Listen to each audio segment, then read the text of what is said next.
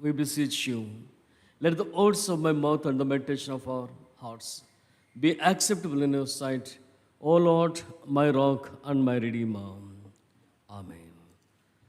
Please be seated.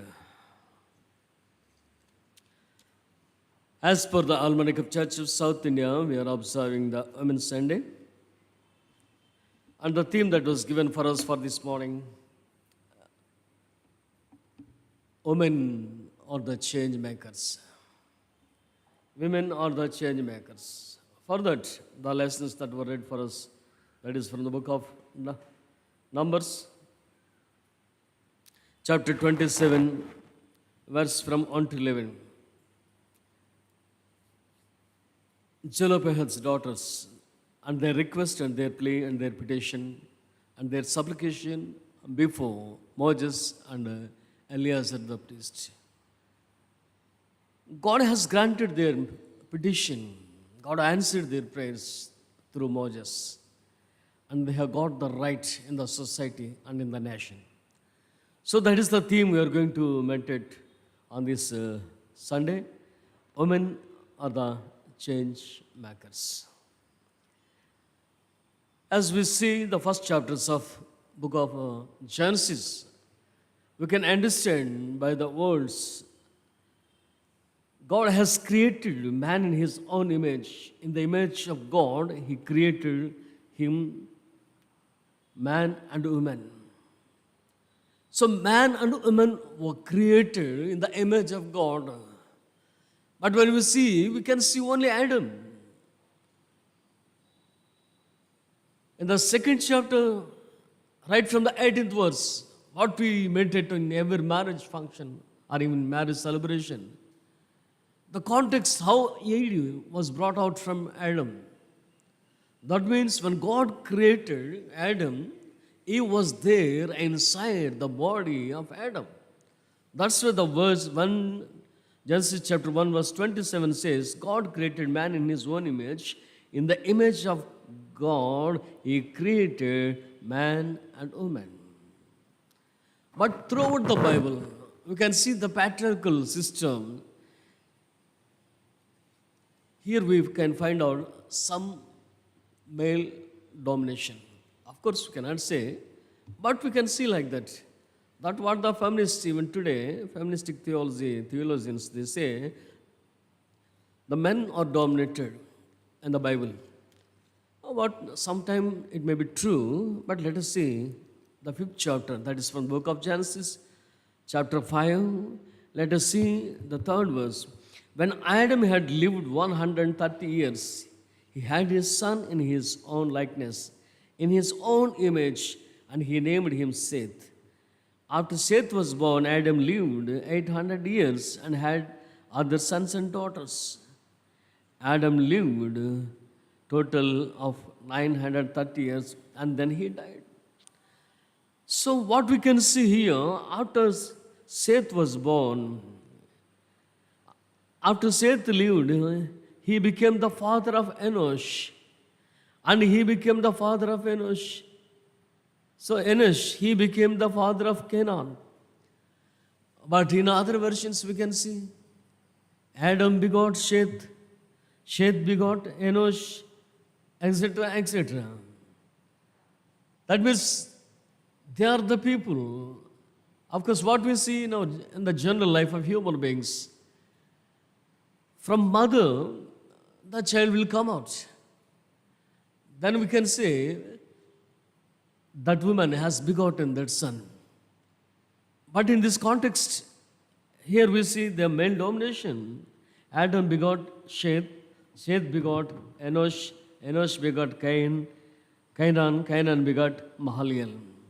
Even in the gospel, we can see the gospel according to Saint Matthew, chapter 1, verse 1, Abraham begot Isaac. Isaac begot Jacob. Jacob begot Judas and his brothers. Finally, Jesse begot David. In this context, it is not the male, it is not their womb, we can say, but it is the womb of the female. And here we say, female is the one who brought out, of course, In other words, we can see when we remember the fourth generation of Abraham, Levi, the author of book of Hebrews says, I was there in the bowels of my grandfather Adam when my grandfather is giving tithe to Melchizedek. My grandfather, while he was giving his tithe to Melchizedek, I was there in his bowels. That means 4 generations before he is speaking. The great grandson of Abraham is there in the bowels of Abraham. That's why today I am able to receive the tithe. That is his argument. Why you were eligible to receive the tithe from the people of God? Because my great-grandfather Abraham has given tithe to Melchizedek. When he was giving this tithe to Melchizedek, I was there in his home. I was there in his bowels. That means the generations are coming out from the bowels of the male. But here see the words according to our national Telugu language, or some versions, Abraham begot Isaac, Isaac begot Jacob, Jacob begot Judas and his brothers. So also Jesse begot David. This seems that they are the people dominating in bringing the lineage. And the wives' names were not written in this book. Abraham's wife Sarah begot on Isaac. It was not written like that. That's why the feministic theologian says that it is the male domination. It is not only Abraham. There is Sarah who begot Isaac. So coming back to the lesson, the women, not only in this way of genealogy, but in other words, they were humiliated. That what we can see from the Bible. Let us see some references. That is first from the Luke's Gospel, chapter 10, verse 40. There we see Martha, Mary, and his brother Lazarus. The family Jesus loved. When Jesus was there in their home, Martha is requesting Jesus to send Mary to help her in her domestic work. Let us see the 40th verse. But Martha was distracted by all the preparations. Martha was distracted by all the preparations that had to be made. She came to him and asked, Lord, don't you care that my sister has left me to do the work by myself? Tell her to help me. Tell her to help me. We can see in another way. It is not that she was worried about the work that was there in the kitchen, but it is the reason that Mary has gone and sits at the feet of Jesus around and among the men group. So it was very difficult days. In those days, it was very difficult that women should come out. And she has come out and seated with Jesus, seated at his feet. And around there are 12 people, what we can say, the disciples. And other Pharisees may be watching. The scribes may be watching this group. And the men of that village may be watching. And many people may come to see Jesus. So among all these people, it is not good Mary to be seated at the feet of Jesus or to sit among the men folk. That is the intention of Mary as Martha.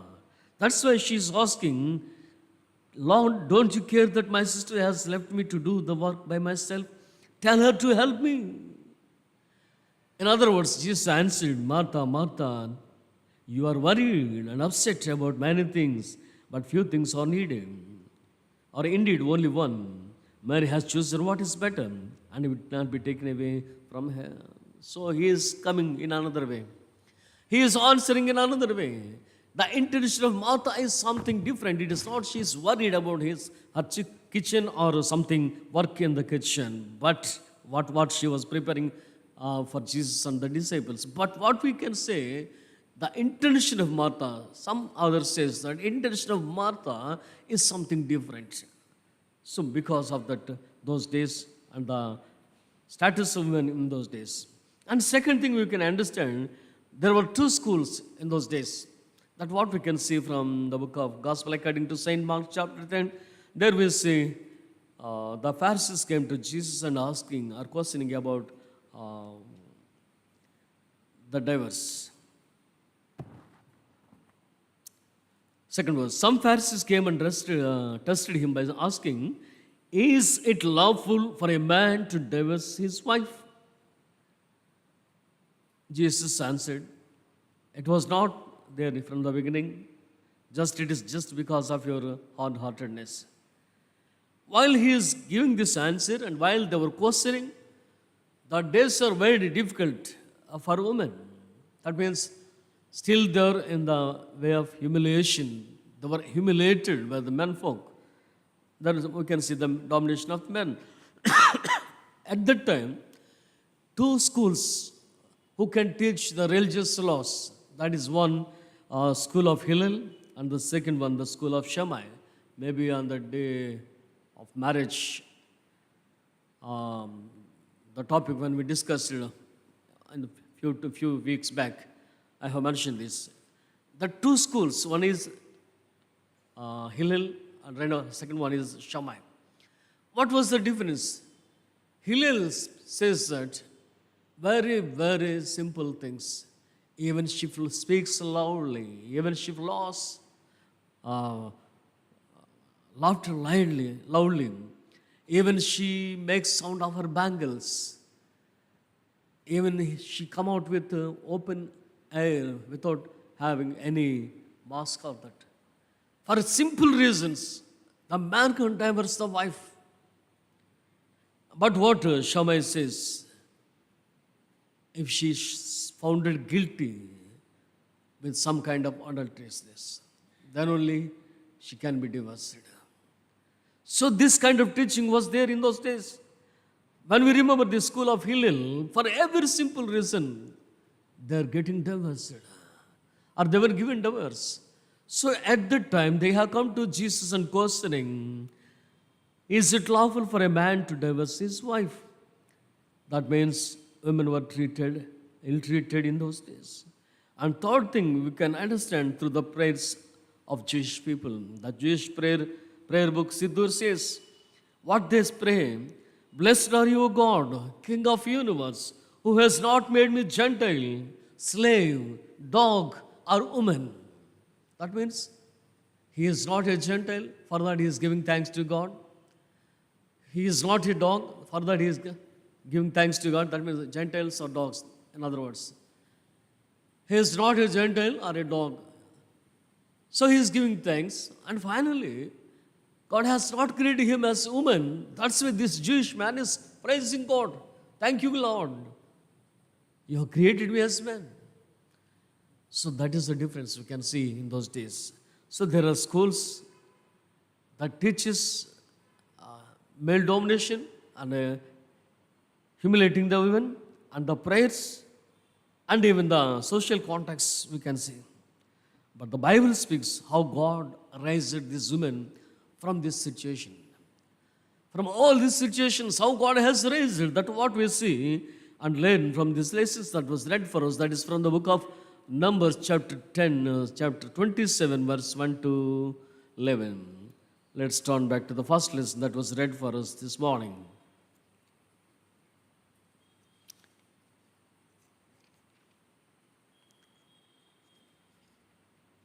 The daughters of Zelophehad, son of Hepher, the son of Gilead, and the son of Machir, the son of Manasseh, belonged to the clans of Manasseh, son of Joseph. The names of daughters of Mahla, daughters were Mahla, Noah, Hogla, Milcah, and Tirzah. So there are the 5 daughters, I think so. Mahla, Noah, Hogla, Milcah, and Tirzah. They came forward and stood before Moses and Eleazar the priest, the leaders and the whole assembly at the entrance to the tent of meeting. So all the elders were there, and all the priests and high priests and Moses were there. These 5 daughters with boldness, they have gone to the entrance of the tent and speaking with Moses and the elders, especially the high priest Eleazar. They are telling, stood before Moses and all the elders, our father died in the wilderness. He was not among Korah's followers. We can know the story of Korah and the rebelliousness. There was rebelled against Moses and Aaron, saying that, did God say that you are the only holy people? Why you are raising yourself among the people of God?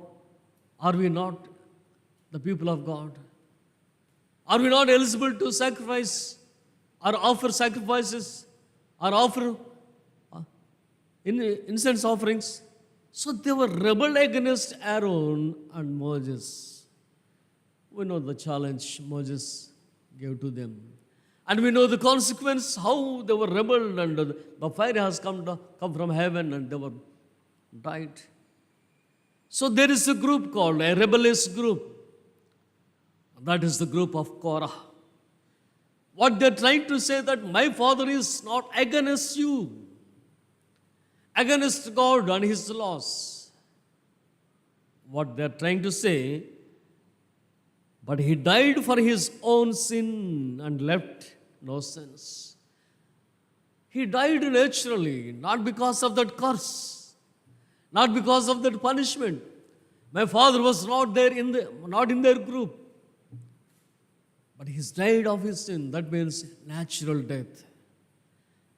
He died for His own sin and left no sons. Why should our father's name disappear from his clan? That is a great question. Why should our father's name disappear from his clan? Because he had no son? Because he had no son? Are we not there? Are we not the heirs of Zelophehad? So Moses brought their case before the Lord. The 6th verse says, the Lord said to him, what Zelophehad's daughters are saying is right. What Zelophehad's daughters are saying is right. So, it was a reformative word, what we have read. Give to us a position among our brothers. We see in this version, give us property among our father's relatives. Give us property among our father's relatives. Otherwise, in other version, give to us a position among our father's brothers. This is a reformative word. Give us the right. They have demanded, they have pleaded, they have prayed, give us the position. Because my father, our father had no son.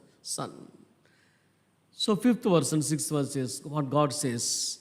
What the Zelophehad daughters are saying is right. You must certainly give them property as an inheritance among their brothers' relatives and give their father's inheritance to them. Give their father's inheritance to them. When we remember Psalm 127, the familiar psalm we read in all the occasions, especially during marriages. What we see in the 3rd verse? Let's turn to the book of Psalms, chapter 127. The 3rd verse says, children are a heritage from the Lord, offspring a reward. Offspring a reward. This is the latest version. That's why it was written here. Children are a heritage from the Lord, offspring of reward from Him. Those sons, we can see in other versions. Only those sons are the heritage. Only the sons are the heirs. So this is the latest version. That's why here we see the children are heritage from the Lord. Offspring a reward. Even in our Telugu Bibles we can see Kumarulu, Yehova anugrahinchu swasthamu. So here we can see again the male domination. But the right was given to the daughters. This became a law to the entire universe that every daughter of the family is getting her share from their father's property. from their father's property. Don't misunderstand me. I have studied in St. of Serampur, that means Serampur College, the university. We had many Northeast friends, Tamil friends and Malayali friends, our classmates and seniors. In 87, I think so, one of my senior, the just immediate senior, while I was in first year BD, he was in second year, he has gone to summer holidays and came back as a married person. And he used to say, I have received 1.25 as dowry. As dowry. So when I asked her, some people asked her, is it good to receive dowry? Then he said, no, it is not dowry. It is her property. Her share of property from her father's house. He used to say, or he said these words in 1987. While we were students in Serampur College. He said that it's not dowry, it is her share in her father's property. When we read this text, we can understand, yes, it is the share of her property in her father's house. They are trying to get from Moses and the elders of the church. So this became a law to the entire universe that every daughter of the family is getting her share from their father's property. Let's turn to the 8th verse. Say to the Israelites, if a man dies and leaves no son, give his inheritance to his daughter. Give his inheritance to his daughter. If he has no daughter, if there is no children, neither male or female, neither boy nor girl, then that belongs to her brothers and brothers' children. Brothers and brothers' children. But the first preference was given, if there is no son, give his inheritance to his daughter. This became a law of the nation. This became a law of the nation. That's why we can see here the daughters of Zelophehad are the change makers of the law. They are the change makers of the law. To come to the presence of God, to come to the leaders like Moses and elders and Sanhedrin, they need a kind of boldness. And they need some kind of courage. So their courage, their boldness, and their argument and their plea is correct. That's why God answered them. What they're telling, what they're asking is right. Give them their portion. So they were shared the property as Reuben's family, as other sons of Jacob's family are receiving right from this Manasseh's clan. These daughters also received the property when it was distributed by Joshua, the second leader. Joshua, the servant of Moses. Coming to the second lesson that was read for us, that is from the book of Acts chapter 16, verse 11 to 15. There we see Lydia, a businesswoman. Lydia, a businesswoman. Let us turn to the 11th verse. Chapter 16, book of Acts, chapter 16, verse 11. Lydia. From Troas we put out to sea and sailed straight to Sumatri. Coming back to the 13th verse. On the Sabbath, we went outside the city gate to the river, where we expected to find a place of prayer. We sat down, began to speak to the women who had gathered there. One of those listening was women from the city of Thyatira named Lydia, a dealer in purple cloth or purple powder. So Lydia, a native of Thyatira of Asia Minor, she has come to this place called Macedonia, the European, continent. And there she is doing her business. She is a purple seller, purple powder, purple cloth, whatever it may be. So the Lord opened her heart. What we see, Paul is expecting some gathering on the riverside. So when they came to that place called Macedonia, he might have asked, where is the synagogue? Of course, there were no synagogues by that time.